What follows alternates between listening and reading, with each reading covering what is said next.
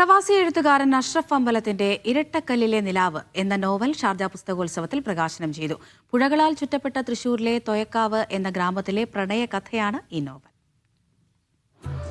ഞാൻ അഷ്റഫ് അമ്പലത്തെ, ഇത് എൻ്റെ പുതിയൊരു പുസ്തകമാണ്. ഇരട്ടക്കല്ലിലെ നിലാവ് എന്നാണ് പുസ്തകത്തിൻ്റെ പേര്. ഇത് ഒരു പ്രണയ നോവലാണ്. ഇതൊരു പഴയ ഗ്രാമീണ പശ്ചാത്തലത്തിലുള്ള ഒരു നോവലാണ്. ഞാൻ തൃശ്ശൂർ ജില്ലയിലെ തൊയക്കാവ് എന്ന ഒരു സ്ഥലത്താണ്.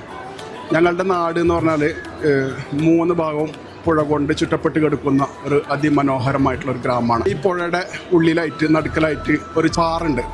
ഈ പാറക്കെട്ടിൻ്റെ പ്രത്യേകത എന്ന് വെച്ചിട്ടുണ്ടെങ്കിൽ വേലിയിറക്കം ഉണ്ടാകുമ്പോഴാണ് പാറക്കെട്ട് മുകളിലേക്ക് നമുക്ക് കാണാൻ പറ്റുള്ളൂ.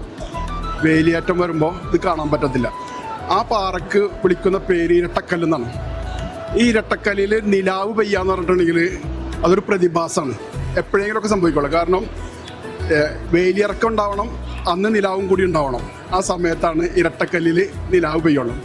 അപ്പോൾ അതൊരു ഒരു പ്രണയ നോവലായതുകൊണ്ട് തന്നെ ഈ പ്രണയം നടക്കുന്നത് ഈ ഇരട്ടക്കല്ലിൻ്റെ ഒരു ചുറ്റി കൊണ്ടാണ്. അതിൻ്റെ ഒരു കരയിൽ നിന്നിട്ടാണ് ഈ പ്രണയം നടക്കുന്നത്. ഇതിപ്പോൾ എൻ്റെ 2ാമത്തെ പുസ്തകമാണ്. ഒരു പ്രവാസി എന്നുള്ള നിലക്ക് പ്രവാസത്തിനെ ചുറ്റിപ്പറ്റിയിട്ടുള്ള ചില അനുഭവങ്ങളൊക്കെ ഉൾപ്പെടുത്തുന്നുണ്ട് ഇതിന്.